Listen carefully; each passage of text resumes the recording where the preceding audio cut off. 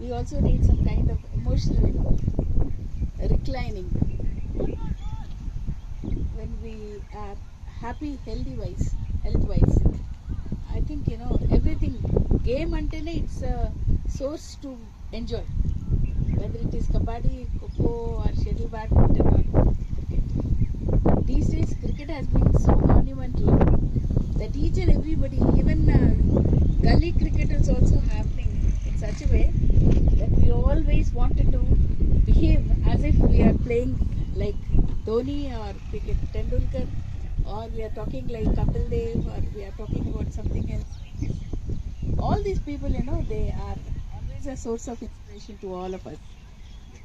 Kapil Dev was my very favorite, and I used to enjoy his play. And then we have Dhoni now. Each one has their own style. బహుశా వాళ్ళందరూ కూడా మీలాగా చిన్న చిన్న పిల్లలప్పటి నుంచే start చేసుకొని లైఫ్లో ఇంత దూరం ఎదిగారేమో. క్రికెట్ ఒక హాబీ నుంచి cricket has become a profession now. అంతర్జాతీయ స్థాయిలో క్రికెట్ ఎదిగింది అని అంటే దట్స్ రియలీ సంథింగ్ లైక్. చదువులతోనే మనిషికి జ్ఞానం, విజ్ఞానము, సంపద రాదు. మనం ఎంచుకున్నటువంటి దారిని బట్టి కూడా జ్ఞానం వస్తుంది.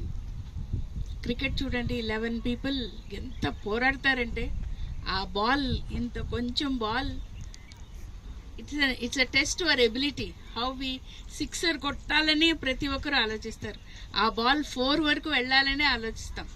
కానీ ఆపోజిట్ వాళ్ళు 6 అటు వెళ్ళకూడదు అనుకుంటాం, 4 అటు పోకూడదు అనుకుంటాం. జీవితం కూడా అంతే.